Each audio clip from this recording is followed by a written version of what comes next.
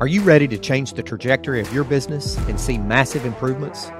Each week, we'll share strategies and practices to generate sustained results and long-lasting success in your organization. Welcome to the Innovation Junkies podcast. Hey guys, thank you for joining another episode of the Innovation Junkies podcast. This is Jeff Standridge. And I think I'm Jeff Amrine today. I'm glad to be back. I just had a terrible time. Yeah, like an out-of-body experience over there. Right? For those of you who are listening and weren't involved in the what will ultimately become outtakes, it only took me about 3 times to get to where we are at this particular point in the episode. And the bottom line recommendation is that microdosing between episodes is not a good idea. Hey, listen, man, I'm just having water. Sparkling water it is. You don't know what's in that bubbly. It could be. Yeah, there you go. Hey, listen, we are transitioning. We've been talking about the various domains that we assess as part of our practice at Innovation Junkie through our Growth DX, our growth diagnostic. 6 domains, about 75 best practices spread across those 6 domains. We've talked about revenue velocity, that domain, through a series of episodes. We've talked about organizational effectiveness and operational effectiveness. And today we are transitioning to talk about leadership effectiveness. And the first topic that we have is how do we ensure that we've got all of our people working in unison and working together in a teamwork-based environment that produces the best outcomes for our clients and for the employees that work together. You good to go on that? Yeah, it sounds great. You know, one of the first things I like to talk about is the definition of a team. You know, just because you put a group of people in a room and have them working in close proximity together doesn't mean you actually have a team. I go back to the definition that David Katzenbach provided literally in 1993. It's an old definition. It was he wrote about it in his book, The Wisdom of Teams. But in my experience, it has stood the test of time. He says that a team is a small number of people with complementary skills who are committed to a common purpose, common performance goals, and a common approach for which they hold themselves mutually accountable. What do you think about that definition, Jeff? Yeah, I think it's great. I mean, we've seen all kinds of instances where you've got a collection of individuals that kind of stay as individuals. They're not rallied around a cohesive mission or a cohesive understanding of what they're trying to do, and they're out for themselves versus a purpose that the whole team could rally around. And it makes a big difference. I think that commitment to a common mission is where you start. Yeah. About the same time that Katzenbach was writing The Wisdom of Teams, it was published in 1993. Actually, a couple of local guys, Dean of Business, Bob Fisher, and who went on to become the president at Belmont University, I believe it was, and then Bo Thomas, an organizational and even an individual psychologist. They were studying teams. And they asked over 5,000 teams and team leaders, team members and team leaders, tell us about your worst team experience and tell us about your best team experience.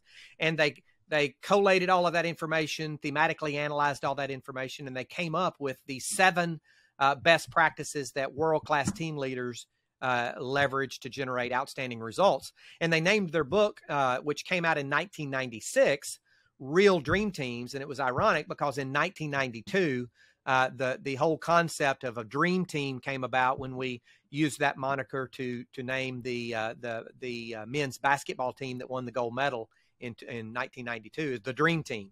And so they published their book about 4 years later. They were doing the research during that 92 to 94 timeframe. And I want to walk through those 7 practices because it matches very closely with what Katzenbach said as well, and certainly matches closely with the experience I know you and I have had over several decades of business experience as well, is that first and foremost, that world-class team leaders ensure that everyone on the team is committed to a common mission. They know where they're going, they know why they exist, and they're committed to that common mission of why they're in business. And so much as it's vocalized as well, right? So they can ask the question, if you think about it in our case, when we're thinking about, do we take on a new product or service line in the core part of our business, our startup junkie or our conductor business, we have to ask the question, is this going to allow us to empower and enable innovators and entrepreneurs? And if the answer is we're not sure, or maybe not, then it's probably not something we're going to do. If the answer is affirmative, then it's probably missional and it fits. But it's the kind of thing that a leader has to bring to the table every day in thinking about what they're doing and whether or not something is within that realm or whether it's something they shouldn't consider. And the people in the organization to generate world-class teamwork have to be committed to that mission. That's why they're there. So that's kind of the tip of the spear. If you imagine a spear, that's kind of the tip of the spear of real dream teams, is commitment to a common mission. Then you begin to have this yin and yang thing where you have one side of the coin, but you have the other side of the coin. And the first side of the coin there is this: you got to have people who are individually competent. We talked about this in operational effectiveness as well. It's critical to operational effectiveness, but it's also critical to establishing a culture of teamwork. You got to have people who are individually competent. But if you just have individually competent people without clearly defined and accepted roles, then you have a bunch of competent people just stepping all over each other. So you have this yin and yang, two sides of a coin: competent people in clearly defined and accepted roles. Yeah, absolutely. It's part of the reason why, if you think about it in football context, your tackle is not going to be going out for many passes, right? That's the tight end, the receiver's job. The same thing in an organization. You've got to have an understanding. This is what I'm going to do, and I'm going to do it to the best of my ability, and I'm going to develop skills that allow me to be the best at that role. And so I think that understanding and that allocation of resources allows you to go ahead and succeed against the common mission. Yeah. So we've got this commitment to a common mission, tip of the spear. Then we have these two sides of the first coin we look at, which is individually competent people that are in clearly defined and accepted roles. The next coin we begin to look at is we have this environment where mutual respect, support, and encouragement is freely demonstrated. And the other side of that coin is it goes beyond just mutually respecting, supporting, and encouraging. We actually move toward win-win outcomes. So we don't have a situation where there's a disagreement and someone loses. We sit down, we mutually support, respect, encourage, and we drive toward win-win outcomes or win-win cooperation. Yeah, a lot of that goes back to the golden rule, right? It's the stuff we all learned in kindergarten or before. It's like you want to treat other people not only as you would like to be treated, but as they'd like to be treated. And if you do that and you're kind about it and you listen well and you're supportive, it can make all the difference. And we've seen organizations where there's dysfunction because there's point scoring. Someone assumes, well, I can't get ahead if I make the other person look good, or I can't get ahead if I don't, spend a lot of time kissing up to the next level of leadership or whatever the case may be. And a lot of those sorts of things can't become the social norms or the mores of the organization. Mutual respect, support, and encouragement says we're all going to play nice together. Doesn't mean we're not going to raise issues. Doesn't mean there won't be conflicts. It really is about your behavior when those inevitable sorts of things come up. That's right. That's right. And then the third coin that we're going to look at is that we have an environment where everyone has a winning attitude. Everybody wants to win and they love being part of a winning team. So they maintain these winning attitudes. But then it goes beyond just a winning attitude to having empowering communication. I looked up the definition of empowerment. And, when we empower someone, definitionally, we make them stronger and more confident in dealing with the circumstances in which they find themselves involved, versus disempowerment, where we make them weaker and less confident in dealing with whatever situation they find themselves involved in. So if we think about empowering communication, it is communication.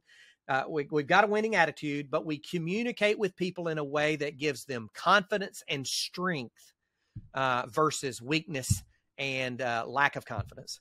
That's pretty powerful when I think about it that way. No, it's incredibly powerful. And sometimes people think winning attitude is all rah and it's Pollyanna and it's not realistic. It's not true. The winning attitude is we're going to face an issue. We're going to talk clearly about it. We're going to have a can-do attitude, but we're going to be realistic through that process as well. It's not just we can take on everything and we can do the impossible. I think there's a clarity that comes with being realistic, being candid, and still being positive through all of that, even when things are tough. Bringing that clarity of communication is part of having that winning attitude, and that will empower people to speak the truth. And that's really doesn't happen enough in organizations. Speaking the truth and being clear will empower people to do their best. And it takes them one step closer to world domination. Exactly. Same as it ever was. Great stuff. We're talking about the 7 characteristics of high performance teams and the way that they generate world-class results. Commitment to a common mission. with individually competent people who are in clearly defined and accepted roles, an environment of mutual respect and encouragement that goes even further than that to producing win-win cooperation and win-win outcomes, and finally, an environment or a team of people who have winning attitudes and who have empowering communication. In other words, they communicate in a way that builds people up and that creates strength and confidence in helping them deal with whatever circumstances they find themselves involved in. The first in a series around leadership effectiveness is making sure you have a high-performance team. Great stuff, Jeff. Good stuff. This has been another episode of the Innovation Junkies podcast. Can't wait to see you till next time. Next time.